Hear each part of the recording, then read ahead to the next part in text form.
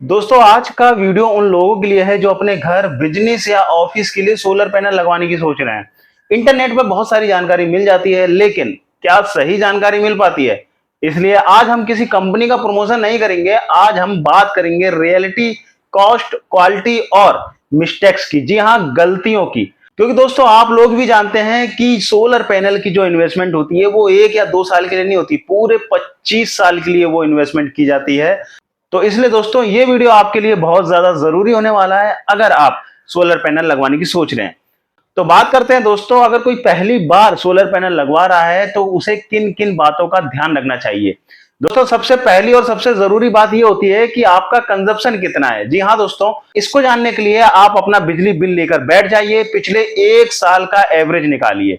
उससे आपको साफ पता चल जाएगा कि आपको कितने किलोवाट का सिस्टम लगाना है। और जब एक बार आपको वोल्टेज पता चल जाएंगे कि आपको कितने वॉट का सोलर सिस्टम लगवाना है और उसके बाद पता कीजिए दोस्तों कि आपके बिजली विभाग ने आपको कितने किलोवाट का लोड दे रखा है। दोस्तों जितने किलोवाट का आपको सिस्टम लगाना है, कम से कम उतने किलोवाट का लोड होना जरूरी होता है अगर आप सोलर पैनल लगवा रहे हैं तो। दोस्तों फिर आता है वेंडर चुनने का काम। जी हाँ, मार्केट में आज बहुत कंपनियां हैं जो इंस्टॉलेशन कर रही हैं, अपने आप को बेस्ट बोलती हैं, लेकिन दोस्तों किस तरह से हम जाने कि ये जो वेंडर है वाकई में अच्छा काम करता है या नहीं। तो दोस्तों इसके लिए क्या करना है कि आपको पुराने सोलर पैनल के जो इंस्टॉलेशन है उनको देखना पड़ेगा और उनके पुराने कस्टमर से मिलिए, पूछिए कि सिस्टम लगाने के बाद सर्विस कैसी दी थी इन लोगों ने, प्रॉब्लम आने पर फोन उठाया था या नहीं उठाया था, या फिर सिर्फ गोल गोल घुमाया था। क्योंकि आजकल आप देखते हो दोस्तों कि बहुत सारी जगह ऐसा होता है कि जब आपको कोई चीज बेचनी होती है, इंस्टॉल करनी होती है, तो एक दिन में ही इंस्टॉल हो जाती है, सुनवाई हो जाती है। लेकिन जब उसमें प्रॉब्लम आती है तो सबसे बड़ा हमारे को प्रॉब्लम ये आता है कि हम फोन करते रहते हैं और वेंडर होता है, जो सर्विसमैन होता है, वो आता ही नहीं है, गोल गोल घुमाएगा, 2 दिन लगाएगा, 3 दिन लगाएगा। तो ये प्रॉब्लम बहुत ज्यादा आती है। वहीं बात करें दोस्तों अच्छी कंपनी की, तो पहचान उनकी ये होती है कि वो फ्यूचर में सर्विस दे और पूरे कंपोनेंट की जिम्मेदारी उठाए। दोस्तों सोलर सिर्फ पैनल लगाने का नाम नहीं है, ये पूरा पावर प्लांट होता है। जो छोटा सा भी कंपोनेंट अगर खराब हो जाता है तो उसकी पूरी की पूरी एफिशिएंसी गिर सकती है। जी हाँ, आपका पावर लॉस हो सकता है, यहाँ तक कि शॉर्ट सर्किट भी हो सकता है और कभी कभी घर में आग लगने के चांसेस भी हो जाते हैं। दोस्तों इसलिए सस्ता कोटेशन देखकर फैसला मत कीजिए, ब्रांड देखिए, वारंटी देखिए, स्ट्रक्चर की क्वालिटी देखिए। जो स्ट्रक्चर पर आपके सोलर पैनल लगाए जा रहे हैं वो हैवी हैं, हल्के हैं, वो जरूरी है देखना। केबल की थिकनेस देखिए, पतली है, मोटी है, क्योंकि दोस्तों लोड जो होता है वो केबल पर ही ज्यादा पड़ता है, इसलिए केबल भी देखना बहुत ज्यादा जरूरी है। और साथ ही पीएम सूर्य घर की गाइडलाइन भी पढ़ लीजिए जिसमें लिखा है कि क्या क्या होना चाहिए।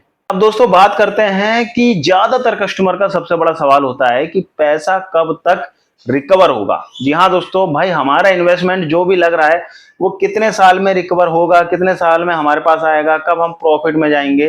तो दोस्तों मैं आपको बता दूं, ये पूरी तरह से आपके घर के कंजप्शन पर डिपेंड करता है। 1 किलोवाट का सिस्टम लगभग 120 से 150 यूनिट प्रति महीने का जनरेट करता है। ये पैनल के टाइप पर भी निर्भर करता है दोस्तों। टॉपकॉन पैनल्स की एफिशिएंसी ज्यादा होती है। अगर आपका मंथली एवरेज 450 यूनिट है तो 3 किलोवाट का सिस्टम काफी है। जी हाँ, जितने यूनिट आपका कंजप्शन है उतने का सिस्टम लगवाओगे तो लगभग 3 साल के अंदर पैसा रिकवर हो जाएगा। दोस्तों अब बात करते हैं कि टॉपकॉन क्या होता है, क्योंकि टॉपकॉन का जिक्र किया है मैंने वीडियो में।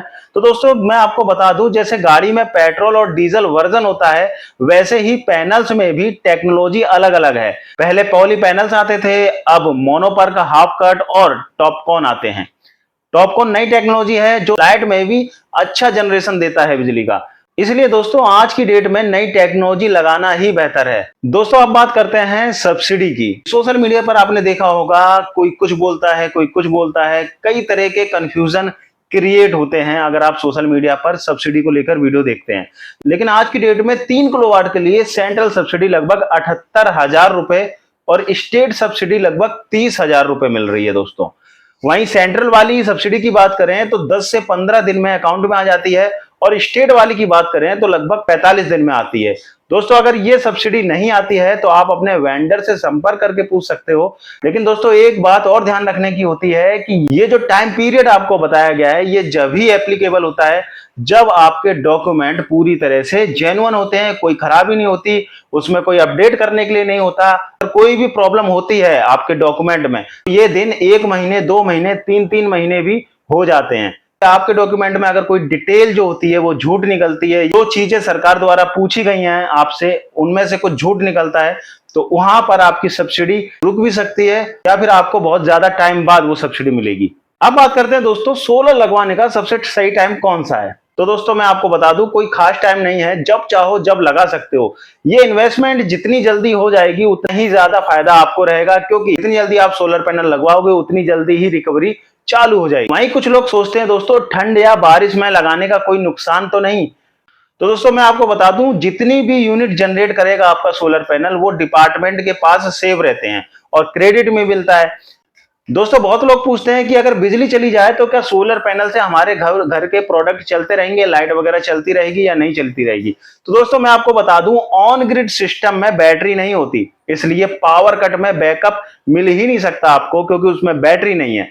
यह सिस्टम सिर्फ बिजली बचाने के लिए होता है, ना कि बिजली जाने के बाद आपको बिजली देने के लिए। वहीं अगर आप बात करें ऑफ ग्रिड की तो दोस्तों यहां पर बहुत सारी बैटरी लगा सकते हो आप, 1 2 3 4 जितनी चाहो उतनी बैटरी लगा सकते हो। जितनी भी बिजली ऑफ ग्रिड सोलर पैनल बनाता है वो सारी बिजली आपकी बैटरी में स्टोर होती है, और जब बिजली जाती है तो ये बैटरी से आप बैकअप अपने घर के लिए ले सकते हो। लेकिन ज्यादातर यूज इसका बिजली बचाने के लिए नहीं, इसका यूज होता है जहां पर बिजली नहीं आती, क्योंकि गांव में ऐसा देखा जाता है कि रात दिन बिजली नहीं आती, 24 घंटे में से 5-6 घंटे आ गई हो फिर उसके बाद गुल रहती है, तो वहां पर इन ऑफ ग्रिड सोलर पैनल को लगाया जाता है जहां पर आप बैकअप ले सकते हो।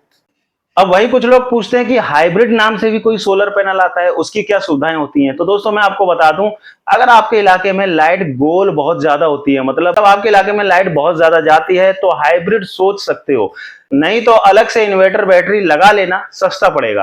अब वहीं कुछ लोगों का सवाल होता है कि भैया मानसून में क्या होगा, जब बारिश के दिन होते हैं तो उसमें क्या होता है, ये बिजली बनाएगा नहीं बनाएगा क्या होगा। तो दोस्तों मैं आपको बता दूं 3-4 दिन अगर लगातार बादल रहते हैं तो जनरेशन कम हो जाती है। हाँ जी दोस्तों ये बिल्कुल सच है।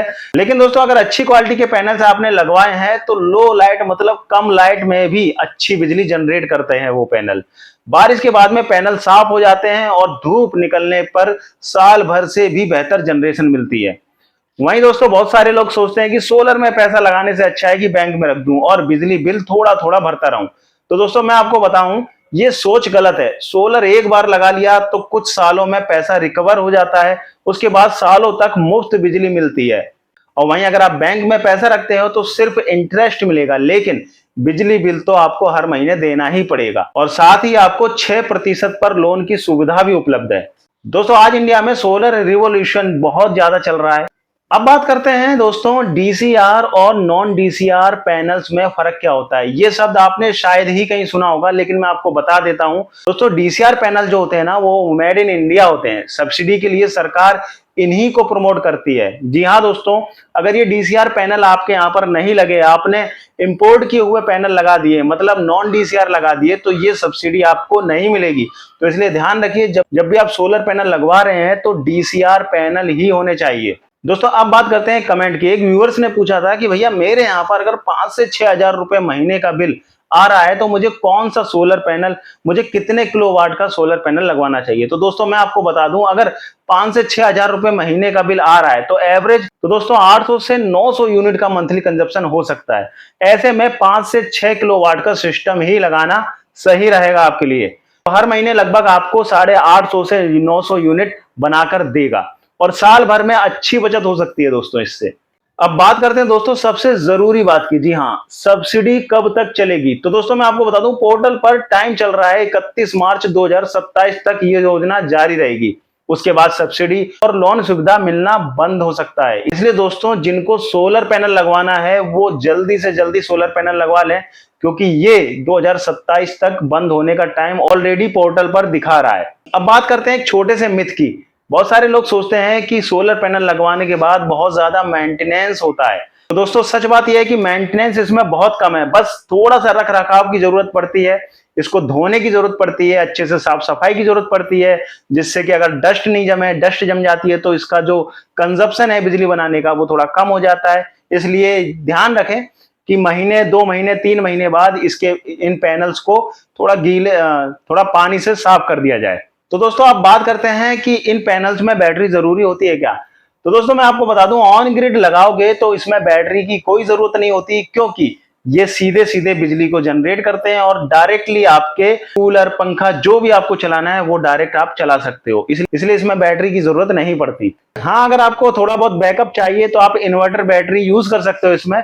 दोस्तों मैं हर कस्टमर को एक सलाह देना चाहूंगा, प्रॉपर सर्च करो, पैनल के डाटा शीट देखो, कंपनी का एक्सपीरियंस जरूर चेक करो, उनके पुराने कस्टमर से बात करो कि भाई आपके यहाँ पर लगाया था जब इन्होंने सोलर पैनल, सर्विस कैसी दे रहे हैं अभी तक। सस्ते कोटेशन से जरूर बच के रहिएगा, क्योंकि अगर सस्ता कोटेशन कहीं मिलेगा आपको तो कहीं ना कहीं घपला होगा। हो सकता है ए ग्रेड सोलर पैनल की जगह बी ग्रेड सोलर पैनल लगा जाए और आप बोलो कि भाई 3 किलोवाट का सोलर पैनल लगाए और वो बिजली जनरेट कर रहा है मात्र 1.5 किलोवाट की, तो रहे हैं। इसलिए दोस्तों सस्ते के चक्कर में ज्यादा मत पड़ना, 10 जगह देखना, ट्राई करना, उसके बाद ही सोलर पैनल लगवाना। दोस्तों अगर वीडियो इंफॉर्मेटिव लगा है, वीडियो से आपने कुछ सीखा है, तो चैनल को सब्सक्राइब करना, वीडियो को शेयर करें, लाइक करें, जिससे कि ये इंफॉर्मेशन और भी लोगों तक पहुंचे। धन्यवाद। जय हिंद।